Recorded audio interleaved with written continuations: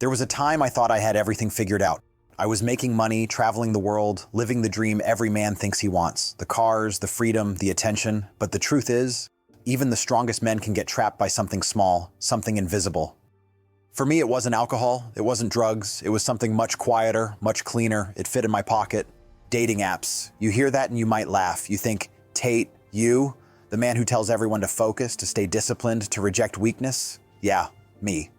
Because addiction doesn't always come in the form of destruction. Sometimes it comes disguised as convenience. We live in a time where people are more connected than ever, but more alone than they've ever been. Everyone's swiping, matching, texting, chasing digital validation, and somehow no one actually feels fulfilled. The data proves it. The more time you spend inside that little glowing world of dating apps, the more anxious, distracted, and empty you become. There was a study a few years ago. It showed that the people who used these apps every day were almost 4 times more likely to experience depression or serious psychological distress than those who didn't. 4 times. Think about that for a second. These apps were supposed to make meeting people easier, but they've done the opposite. They've turned love, connection, attraction into a slot machine for your brain. You're not looking for someone anymore. You're looking for a hit, a dopamine hit. You scroll, you swipe, you match, and your brain lights up for half a second. But when that moment fades, you're emptier than before. That's the trap. It's the same mechanism used by casinos, and we've imported it into our love lives. And the damage runs deeper than you think.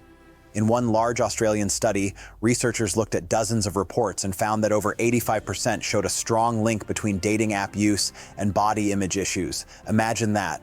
8 out of 10 people looking at themselves in the mirror and feeling worse, not better, because of what they've been trained to compare themselves to. You start measuring your worth in likes, matches, replies. You start to wonder if you're enough, if you're attractive, if you're wanted. And before you know it, the algorithm is dictating your self-esteem. Men report lower confidence, lower satisfaction with their appearance, more pressure to perform. Women report higher anxiety, more fear of rejection, more stress, and nobody wins. Everyone's performing, everyone's pretending, everyone's chasing connection, but no one's connecting.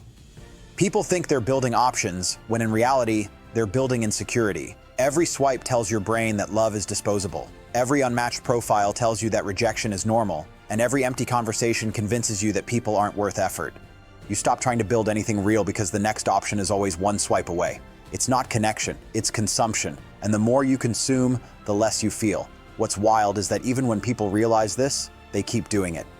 There's this study where people tracked how they felt before and after using dating apps. Almost everyone said the same thing. After swiping, they felt worse, but they'd go back again because that's what addiction does. It's not that you're looking for love, you're looking for a chemical high that mimics love. You've been trained to confuse stimulation with fulfillment, and the cost is brutal. We've created a generation of men who don't approach women in real life anymore. They hide behind screens waiting for permission to feel confident. We've created women who feel constantly judged, measured, compared, objectified, and they internalize that. We've created people who fear rejection so much they'd rather stay alone than risk being real. But the truth, the more digital your love life becomes, the less human you become. You lose the art of reading a face, the rhythm of conversation, the energy of real attraction. You forget how to walk up to someone, look them in the eye, and say what you mean. You forget what it's like to earn connection, not swipe for it. And there's something else the research shows that people don't talk about. When you're constantly in that environment of micro-rejection, it rewires your brain. Every time you don't get a match or someone doesn't reply, your brain registers a social threat. Your stress hormones spike. You feel smaller, less worthy, even if you don't consciously realize it. Hundreds of those moments, week after week, year after year, turn into low-level chronic stress. You adapt to it, you normalize it, but you live in it, and it bleeds into everything else. Your focus, your ambition, your sense of calm. That's the real cost of dating apps. Not just wasted time, not just missed opportunities, but emotional burnout, the kind that numbs you, the kind that kills your drive. You start believing connection is something you find instead of something you build. You start believing love is something you get instead of something you earn. And once you think that way, you're done, because real relationships don't work like apps. They don't reward shortcuts. They reward depth, effort, and courage. So if you're listening to this right now and you've been swiping, hoping that one day the perfect match will fix your loneliness, it won't. You don't fix loneliness with another screen. You fix it by becoming someone who doesn't need one. You fix it by learning to be present again, confident again, alive again. Put the phone down, go outside, make eye contact, start a real conversation, feel awkward, risk rejection. That's what living feels like. Because every minute you spend scrolling is a minute you could have spent becoming. Dating apps promise connection, but what they deliver is distraction. And if you're not careful, you'll waste years chasing ghosts while the real world passes you by. You tell yourself it's harmless, just something to do on the flight, something to pass time between business meetings. You justify it, you say it's networking, you say you're too busy to meet people in real life, you say you're in control. But you're not. You're never in control when something controls your attention. Dating apps were sold to us as freedom, freedom of choice, freedom of connection, freedom to meet anyone, anywhere, anytime. But what they really give you is chaos disguised as choice. You don't get freedom, you get distraction, you don't get connection, you get validation. Every time you swipe, you're training your mind to crave approval, not mastery. You're teaching yourself that your worth depends on what a stranger thinks of your face. And every time someone swipes back, your brain releases a little chemical called dopamine, the same one you get from gambling, from sugar, from cheap pleasure. That's the system. You think you're using it, but it's using you. I used to be on planes to Dubai, London, Bucharest, always moving, always building, and I'd find myself checking the app in hotel lobbies, swiping in new cities, telling myself it was networking. But deep down, I knew it was weakness. It wasn't about finding someone, it was about not wanting to sit alone with myself. That's the first red flag, when silence feels uncomfortable. I remember the night it hit me. It wasn't some big dramatic moment. It was quiet, just me in my apartment, a glass of water, my phone lighting up. Match, message, notification. The same cycle, over and over again. And for a second, I looked at it like it wasn't mine. I saw it for what it really was, a slot machine. You pull the lever, you get a small hit, then you pull it again, and again, and again. That night, I realized I wasn't choosing anymore. I was chasing. I thought I was connecting with people, but in reality, I was disconnecting from myself. I was outsourcing my self-worth to a screen, letting algorithms decide what kind of man I should be. That's what these platforms do. They take your attention and sell it back to you in the form of illusion. Illusion of choice, illusion of connection, illusion of love. But love doesn't live in convenience, it lives in discipline. And I had forgotten that, so I deleted everything, just like that.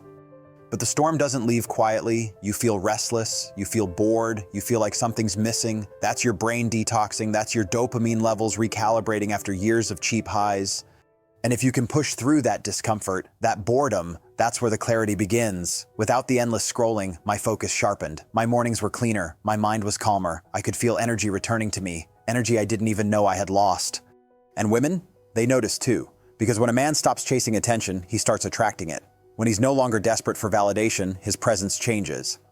I learned to look someone in the eye again, to speak with purpose, to listen, not to reply, but to understand. That's where real connection begins, not behind a screen, but in presence. Most men today don't know what presence feels like anymore. They're half here, half somewhere else, checking messages, scrolling, swiping, never grounded. You can't build anything meaningful like that. Not business, not relationships, not yourself.